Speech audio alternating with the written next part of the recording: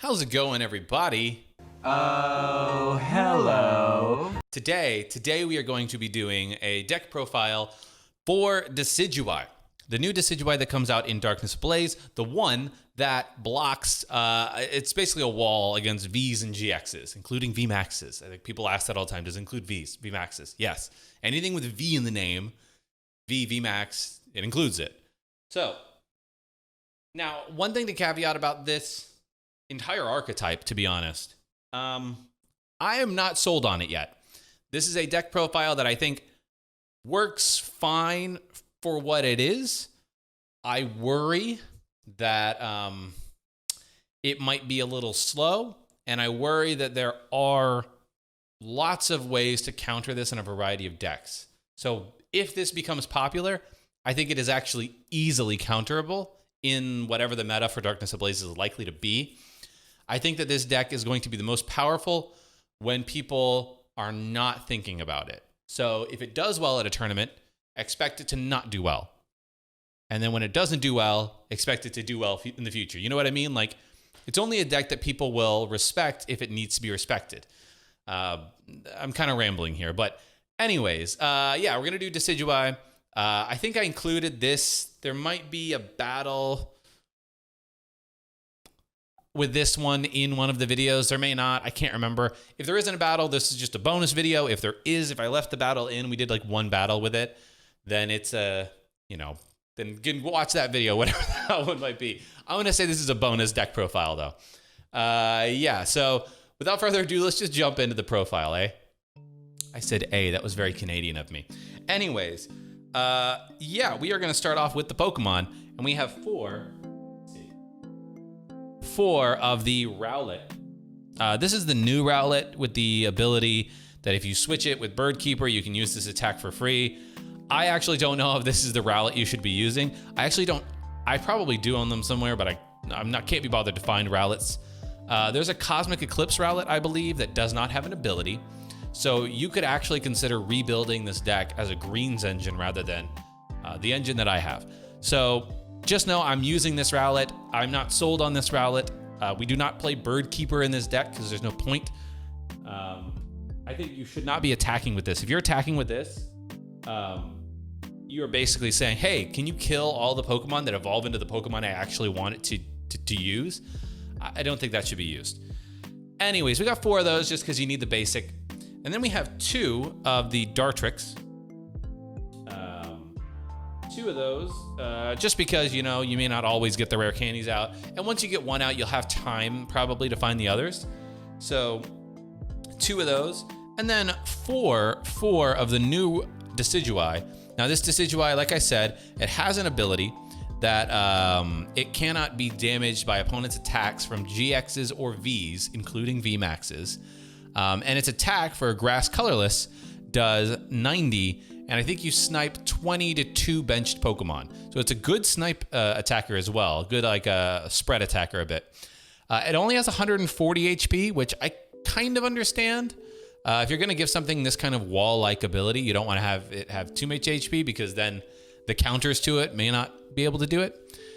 So 140 HP, fine. It's not huge though. So the only ways that you could buff that are if you gave yourself like big charms, basically. But four of these. And then we only have one more Pokemon. So this is basically very Guardian-like in terms of the number of Pokemon. We have one, Pheromosa and Buzzwole. Now, it's important to note, you can only play 5 basics in this deck. So you very well might start with this. That could stink. I have no way of scooping this up off the field if you do. That said, I still think it has benefit because its first attack does 30 and 30, more snipe, but Beast Game GX is really what it's all about. Now, I don't have enough energy to pull off the 7 energy extra Beast Game, but taking an extra prize and doing that 50 damage, which you're gonna buy that times, assuming that your opponent doesn't have a straight counter to this and then you just lose.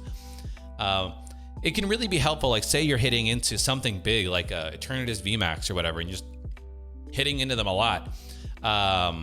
You can knock one out, get something else on the ropes, right? Like a Crobat or something, I don't know. and then finish it off with Beast Game and come out of nowhere and surprise them by taking 3 instead of 2 prizes, or 4 instead of 3, or whatever it might be. So I think I really like this as sort of that cleanup attacker to maybe end the game even. Before your opponent can really figure out a strategy against you. So those are our attackers. Very basic lineup there. So the question then is, how does this engine work? How do you get into this stage 2 fast enough so you don't get donked or whatever? We have a few things. We have 4 Marnies. That's really to disrupt your opponent as well, because this deck, it is counterable, like I said, but if you're constantly disrupting your opponent's hand, I think that might be a way to slow that counter down. So we have 4 Marnies.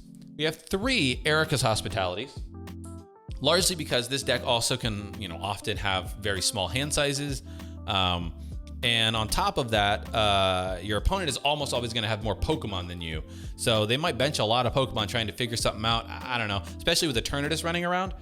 Erica's is also a good way to just draw cards into your hand without having to discard or get rid of anything.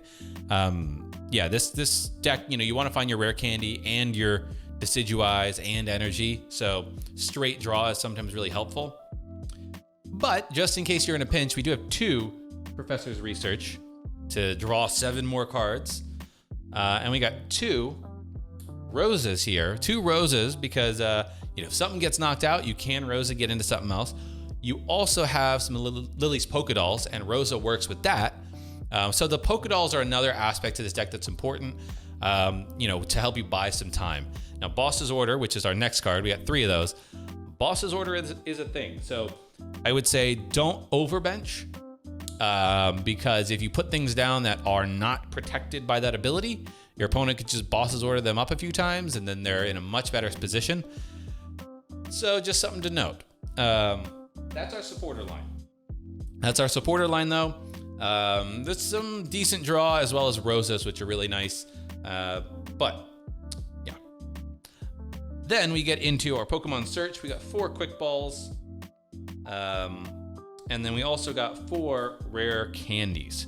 I opted for a 4/4, even though I have the 2 Dartrix for the rare candies, because I'm just like, I don't ever want to have to worry about finding a rare candy. That would really stink. So I just max it out. This deck runs on finding Decidueye as soon as possible. So 4 rare candies. As I said earlier, you also run 4 Pokedolls in this deck because, you might need to hide behind something for a turn or 2. Pokedolls are great for that. You can put them on the bottom of your deck as a pivot. Pretty easy stuff. Works with Rosa, etc., etc.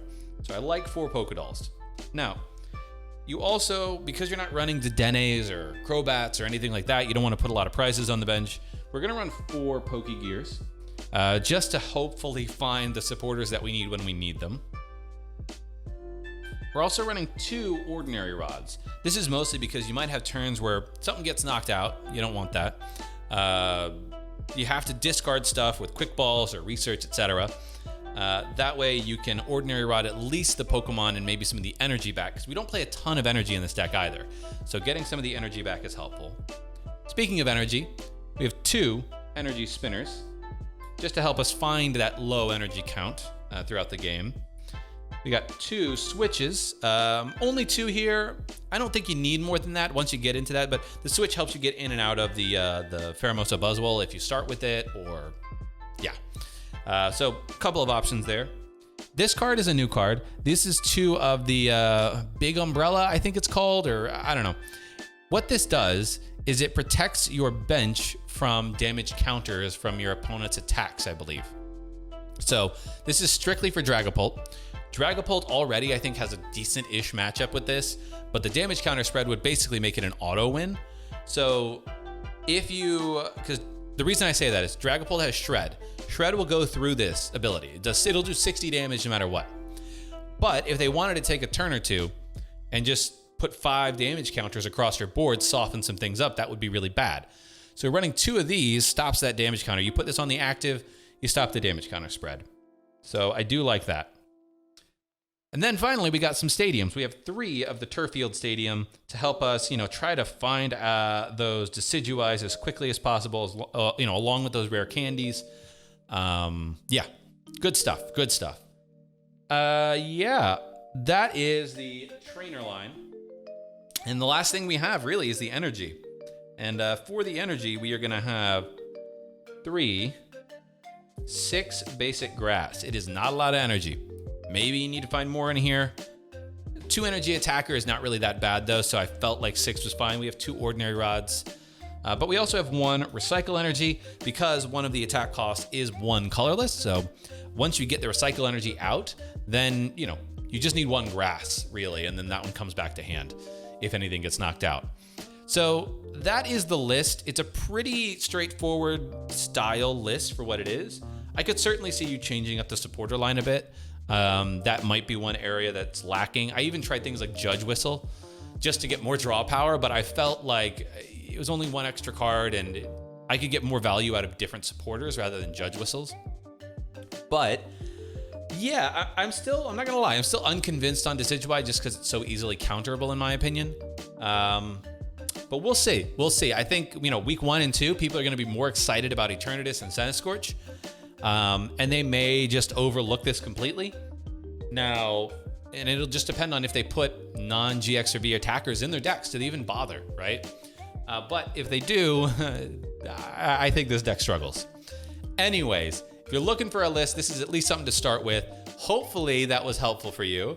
Yeah, let me know what you think about it. If you think a greens version is better, is there something I'm missing completely? I even thought about do you pair this with Beheeyem? Get him into item lock, but you can only item lock him for 1 turn. It doesn't make sense. Anyways, that's gonna do it. Thank you so much for watching, and I will catch you in a future video. Carpe awesome.